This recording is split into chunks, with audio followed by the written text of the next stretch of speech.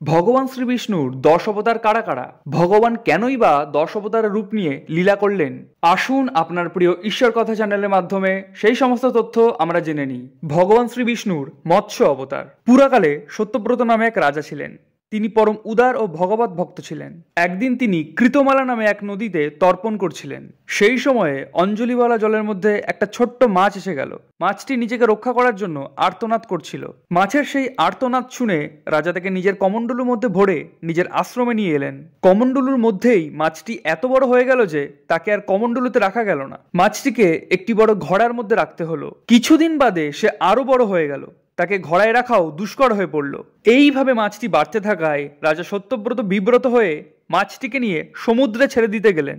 সমুদ্রে ছাড়ার সময় মাছটি রাজাকে বলল, রাজামশাই, সমুদ্রে তো বিশাল বিশাল হাঙর কুমির থাকে, তারা আমাকে খেয়ে ফেলবে, তাই আমাকে সমুদ্রে ছাড়বেন না। মাছের এই কাতর অনুরোধ শুনে রাজা চিন্তিত হলেন। সবকিছু যে ভগবানের লীলা তা বুঝতে তার সময় লাগলো না। তিনি হাত জড়ো করে প্রার্থনা করতে লাগলেন। মৎস্য রূপধারী ভগবান তার প্রিয় ভক্ত সত্যব্রতকে বললেন, সত্যব্রত, আজ থেকে সপ্তম দিনে এই 3 ভুবন প্রলয়কালীন জলরাশিতে ডুবে যাবে। সেই সময় আমি তোমার কাছে একটা অতি বিশাল নৌকা পাঠাবো। তুমি সমস্ত জীবজন্তু, গাছপালা এবং শস্য ইত্যাদির বীজ নিয়ে সপ্তর্ষিদের সাথে সেই নৌকাতে বসে থাকবে। ভয়ানক ঝড় তুফানে যখন নৌকা আন্দোলিত হবে তখন আমি এই রূপে অর্থাৎ মৎস্য রূপে এসে তোমাদের রক্ষা করব। রাজাকে এই কথা বলে ভগবান অন্তহিত হয়ে গেলেন। অবশেষে সেই দিন এসে গেল। রাজা সত্যব্রতের চোখের সামনেই সমস্ত পৃথিবী জলে ডুবতে লাগলো। রাজার তখন ভগবানের সেই কথা মনে পড়ল। সাথে সাথেই তিনি দেখলেন যে নৌকাও এসে গেল। তিনি ভগবানের নির্দেশ মতো সমস্ত জীবজন্তু, গাছপালা ইত্যাদি এবং সপ্তর্ষিদের নিয়ে তৎক্ষণাৎ নৌকাতে চড়ে বসলেন। সপ্তর্ষিদের নির্দেশে রাজা সত্যব্রত ভগবানের ধ্যান করলেন। সেই সময় বিশাল সমুদ্রে মৎস্যরূপ ধারণ করে ভগবান প্রকট হলেন। তারপরে তিনি প্রলয় সমুদ্রে বিহার করতে করতে সত্যব্রতকে জ্ঞান ভক্তির উপদেশ দান করলেন। হয়গ্রীব নামে এক রাক্ষস ছিল। সে ব্রহ্মার মুখ নিঃসৃত বেদগুলি চুরি করে পাতালে গিয়ে লুকিয়েছিল। মৎস্য রূপে ভগবান হয়গ্রীবকে বধ করে সে বেদও উদ্ধার করেছিলেন। দ্বিতীয় কুর্ম অবতার। পুরাকালের কথা, দেবতা ও রাক্ষসদের মধ্যে পারস্পরিক মতভেদের দরুন শত্রুতা বেড়ে গিয়েছিল। প্রায়ই দুই পক্ষের মধ্যে যুদ্ধ বিবাদ হতো। রাক্ষসদের আক্রমণে একবার সব দেবতা প্রচন্ড ভয়ে পড়লেন। পালাতে পালাতে তারা ব্রহ্মার কাছে গিয়ে হাজির হলেন। ব্রহ্মার পরামর্শে দেবতারা মিলে জগৎগুরুর শরণ নিয়ে প্রার্থনা করতে লাগলেন। দেবতাদের প্রার্থনায় প্রসন্ন হয়ে ভগবান বললেন, দেবগণ, তোমরা দৈত্যরাজ বলির সাথে দেখা করো। তাকে তোমাদের নেতা করে দানব ও দেবতা মিলে সমুদ্র মন্থনের ব্যবস্থা করো। সমুদ্র মন্থনের ফলে অমৃত উত্থিত হবে। সেই অমৃত পান করে তোমরা অমর হয়ে যাবে। এই কথা বলে ভগবান অন্তর্ধান করলেন। এরপর দেবতারা বলিকে নেতা নির্বাচিত করে বাসুকী নাগকে মন্থন রজ্জু এবং মন্দর পর্বতকে মন্থন দণ্ড বানিয়ে দানবদের সঙ্গে সমুদ্র মন্থন শুরু করলেন। কিন্তু মন্থন আরম্ভ হওয়ার সঙ্গে সঙ্গেই মন্দর পর্বত সমুদ্রে ডুবে যেতে আরম্ভ করলো। সকলে ভীষণ বিব্রত হয়ে পড়লেন। শেষে হতাশ হয়ে তারা আবার ভগবানের শরণ গ্রহণ নিলেন। ভগবান তো সবই জানতেন। তিনি হেসে বললেন, যে কোনো কাজ আরম্ভ করার আগে ভগবান গণেশকে পুজো করা উচিত। তার পুজো না করলে কার্যসিদ্ধি হয় না। এই কথা শুনে দেবতারা ভগবান গণেশের পুজো করতে লাগলেন।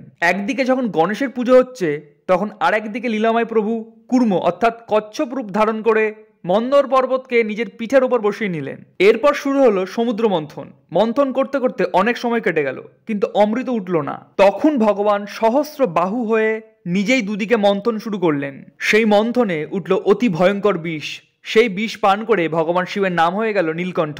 এইভাবে কামধেনু, উচ্চশ্রবা নামের ঘোড়া, ঐরাবত হাতি, কৌস্তবমণি, কল্পবৃক্ষ, অপ্সরাবৃন্দ, ভগবতী মা লক্ষ্মী, বারণী, ধনুক, চন্দ্র, শঙ্খ, ধন্বন্তরী এবং সর্বশেষে সমুদ্র থেকে অমৃত উঠে এলো। অমৃতের জন্য দেবতা ও দানব দুপক্ষই দাবি করতে লাগলো। ফলে ঝগড়া লেগে গেল। তখন ভগবান নিজে এক বিচিত্র লীলা করে অমৃত দেবতাদের দিয়ে দিলেন। অমৃত পান করে দেবতারা অমর হয়ে গেলেন। ফলে যুদ্ধে তারা বিজয়ী হলেন। বিজয়ী দেবতারা বারবার কুর্মরূপী ভগবানের স্তুতি করতে লাগলেন। তাদের বন্দনায় প্রসন্ন হয়ে ভগবান বললেন, দেবগণ, ভগবানের আশ্রিত হয়ে অর্থাৎ ভগবানের শরণাগতি নিয়ে যারা কর্ম করে তাদেরই দেবতা বলে। তারাই খাঁটি সুখ শান্তি এবং অমৃতত্ব লাভ করে। কিন্তু যারা অহংকার করে কর্ম করে তারা কখনোই অমৃত লাভ করতে পারে না। সমুদ্র মন্থনের সঙ্গে কুম্ভ মেলার কি সম্পর্ক এবং সমুদ্র মন্থন নিয়ে ইন ডিটেলসে একটি ভিডিও বানানো আছে আপনার প্রিয় ঈশ্বর কথা চ্যানেলে, আপনি চাইলে গিয়ে দেখতে পারেন। ভগবান বিষ্ণুর তৃতীয় অবতার হলেন বরাহ। ভগবান একবার প্রলয় জলধিতে ডুবে থাকা পৃথিবীকে উদ্ধার করার জন্য বরাহ শরীর ধারণ করেছিলেন। কথিত আছে মনু একবার অত্যন্ত বিনীতভাবে হাত জড়ো করে পিতা ব্রহ্মাকে বলেছিলেন যে একমাত্র আপনি সমস্ত প্রাণীর জন্মদাতা, আপনি জীবিকা কর্তাও, আপনাকে প্রণাম। আমি এমন কোন কাজ করি যার দ্বারা আপনার যৎসামান্য সেবা করা হয়, আমাকে আপনার সেবা করার অনুমতি দিন। মনুর কথা শুনে ব্রহ্মা বললেন, পুত্র, তোমার কল্যাণ হোক, তোমার উপর আমি প্রসন্ন হয়েছি, কারণ তুমি আমার অনুমতি প্রার্থনা করেছো এবং আত্মসমর্পণ করেছো। পুত্রের উচিত হলো পিতাকে এইরকম ভাবে সেবা করা। তুমি ধর্মসম্মতভাবে পৃথিবীকে পালন করো, যজ্ঞ দ্বারা শ্রীহরির আরাধনা করো, সুষ্ঠুভাবে প্রজাপালনই হলো আমার শ্রেষ্ঠ সেবা। মনু তখন বললেন, পূজ্যপাদ, আপনার আদেশ আমি অবশ্যই পালন করব।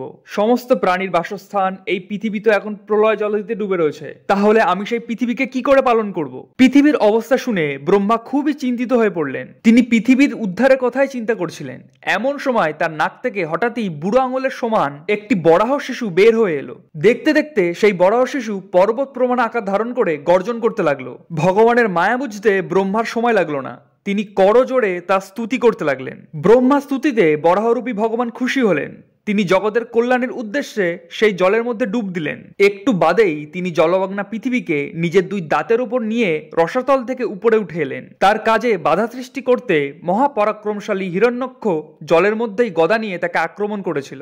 এর ফলে ভগবানের ক্রোধ অত্যন্ত তীব্র হয়েছিল। তিনি লীলাচ্ছলে হিরণ্যক্ষকে এমনভাবে বধ করলেন, সিংহ যেমনভাবে হাতিকে বধ করে। জল থেকে উঠে এলে ভগবানকে দেখে ব্রহ্মাদি সব দেবতা জোর হাতে তার স্তুতি করতে লাগলেন। সেই স্তুতিতে প্রসন্ন হয়ে বরাহরূপী ভগবান নিজের খুরের দ্বারা জলকে আটকে তার উপর পৃথিবীকে রেখে দিলেন। চতুর্থ নৃসিংহ অবতার। হিরণ্যক্ষ বধ হলে তার ভাই হিরণ্যকশিপু খুবই ক্ষুব্ধ হলো। সে ভগবানের মহাশত্রুতে পরিণত হলো। সে অজেয় বরলাভের জন্য কঠোর তপস্যা শুরু করলো। তপস্যার ফলে সে ব্রহ্মার কাছ থেকে দেবতা, মনুষ্য বা পশু ইত্যাদি হাতে তার মৃত্যু হবে না এই বর লাভ করলো। বর পেয়ে হিরণ্যকশিপু অজেয় হলো। হিরণ্যকশিপুর প্রতাপ এতই প্রবল ছিল যে দেব দানব সকলেই তার চরণ বন্দনা করত। যারা ভগবানের পুজো করত, হিরণ্যকশিপু তাদের কঠোর শাস্তি দিত। তার অত্যাচারে সব লোক এবং লোকপালেরা অতিষ্ঠ হয়ে উঠল। কোনো দিক থেকে কোনো সাহায্য না পেয়ে তারা ভগবানের কাছে প্রার্থনা করতে লাগলো। দেবগণের স্তুতিতে প্রসন্ন হয়ে ভগবান নারায়ণ হিরণ্যকশিপুকে বধের আশ্বাস দিলেন। দৈত্যরাজের অত্যাচার দিন দিন বেড়েই চলছিল। সেই অত্যাচার এমন ভয়ানক হলো যে ভগবানের নাম কীর্তনের অপরাধে নিজের ছেলে প্রহ্লাদকে পর্যন্ত সে হাজার রকম শাস্তি দিতে থাকলো। ছোট বয়স থেকেই প্রহ্লাদ খেলাধুলো না করে ভগবানের ধ্যানে তন্ময় হয়ে থাকতো। প্রহ্লাদ ভগবানের পরম ভক্ত ছিল। মাঝে মাঝে অসুর বালকদের সে ধর্ম উপদেশ দিত। অসুর বালকদের ধর্ম উপদেশ দেওয়ার সংবাদ শুনে হিরণ্যকশিপু ভীষণ রেগে গেলেন। প্রহ্লাদকে সে রাজসভায় ডেকে পাঠালো। খুবই নম্রভাবে প্রহ্লাদ হাত জড়ো করে দৈত্যরাজের সামনে এসে দাঁড়ালো। তাকে দেখে দৈত্যরাজ ক্রুদ্ধভাবে বলল, আরে মূর্খ, তুই বড়ই উদ্ধত হয়ে গেছিস। তুই কার শক্তিতে নির্ভয় হয়ে আমার আদেশের বিরুদ্ধে কাজ করছিস? উত্তরে প্রহ্লাদ বলল, পিতা, ব্রহ্মা থেকে শুরু করে তৃণ পর্যন্ত ছোট বড় চরাচরের সকল প্রাণীকে ভগবানই তার নিজের বশবর্তী করে রেখেছেন। সেই পরম ঈশ্বরই নিজের শক্তি দ্বারা এই বিশ্বের সৃষ্টি, স্থিতি ও সংহার করেন। আপনি আপনার এই অসুর প্রবৃত্তি ত্যাগ করুন, নিজের মনকে সকলের প্রতি উদার করুন। প্রহ্লাদের কথা শুনে হিরণ্যকশিপুর শরীর ক্রোধে থরথর করে কাঁপতে লাগলো। সে প্রহ্লাদকে বলল, আরে দুর্মতি, তোর দুঃসাহস এখন শেষ সীমায় পৌঁছে গেছে। তোর ভগবান যদি সব জায়গাতেই আছে তাহলে বল এই স্তম্ভের মধ্যে তাকে দেখা যাচ্ছে না কেন? এই কথা বলে ক্রোধে রক্তবর্ণ হয়ে সে নিজেই সিংহাসন থেকে লাফিয়ে নেমে এলো। ওই স্তম্ভের সামনে এসে প্রচন্ড শক্তিতে তার উপর এক মুষ্টাঘাত করলো। সেই মুহূর্তে ওই স্তম্ভের ভেতর থেকে নরসিংহ রূপধারী ভগবান আবির্ভূত হলেন। তার অর্ধাঙ্গ সিংহের এবং অর্ধাঙ্গ মানুষের মতো। মুহূর্তের মধ্যেই লীলাময় ভগবান হিরণ্যকশিপুর জীবনলীলা শেষ করে নিজের প্রিয় ভক্ত প্রহ্লাদকে রক্ষা করলেন। জয় নরসিংহ দেবের জয়। পঞ্চম অবতার হলেন বামন অবতার। এক সময়ের কথা, যুদ্ধে ইন্দ্রের কাছে পরাজিত হয়ে দৈত্যরাজ বলি গুরুদেব শুক্রাচার্যের শরণাগত হয়েছিলেন। শুক্রাচার্য বলির মনে দৈবভাব জাগিয়ে তুললেন। কিছুকাল পরে গুরুর কৃপায় বলি স্বর্গ অধিকার করল। প্রভুর বিচিত্র লীলাখেলায় গতকালে দেবরাজ ইন্দ্র আজ পথের ভিখারি। তিনি এখানে ওখানে ঘুরে বেড়াতে লাগলেন। শেষ পর্যন্ত নিজের মা অদিতির কাছে গিয়ে তার শরণ নেন। ছেলের দুঃখে ব্যথিত হয়ে অদিতি পয়ব্রতের অনুষ্ঠান করলেন। ব্রতের শেষ দিন ভগবান আবির্ভূত হয়ে অদিতিকে বললেন, তুমি নিশ্চিন্ত থাকো, আমি তোমার পুত্র রূপে জন্ম নেব, ইন্দ্রের ছোট ভাই হয়ে তার মঙ্গল করব। এই কথা বলে তিনি অন্তহিত হয়ে গেলেন। অবশেষে সেই শুভ সময় এসে গেল। অদিতির গর্ভ থেকে ভগবান বামন রূপে অবতীর্ণ হলেন। ভগবানকে পুত্র রূপে পেয়ে অদিতির আনন্দের সীমা রইল না। ভগবানকে বামন ব্রহ্মচারীর বেশে দেখে দেবতা এবং মহর্ষিদেরও বিশেষ আনন্দ হলো। কশ্যপ মুনি নিজেই ভগবানের উপনয়নের কাজ সম্পূর্ণ করলেন। ইতিমধ্যে ভগবান বামন অবগত হলেন যে বলিরাজা ভৃগুকচ্ছ নামক এক জায়গায় অশ্বমেধ যজ্ঞ করছে। ভগবান ভৃগুকচ্ছের পথে যাত্রা করলেন। ভগবান বামন কোমরে মঞ্জুসুতার কৌপিন এবং কাঁধে পৈতে ধারণ করেছিলেন। বগলে মৃগচর্মের আসন ছিল, মাথায় জটাভার। এই রকম বেটে ব্রাহ্মণের বেশে ভগবান বলির যজ্ঞস্থলে উপস্থিত হলেন। তাকে দেখে বলির মন আনন্দে ভরপুর হয়ে গেল।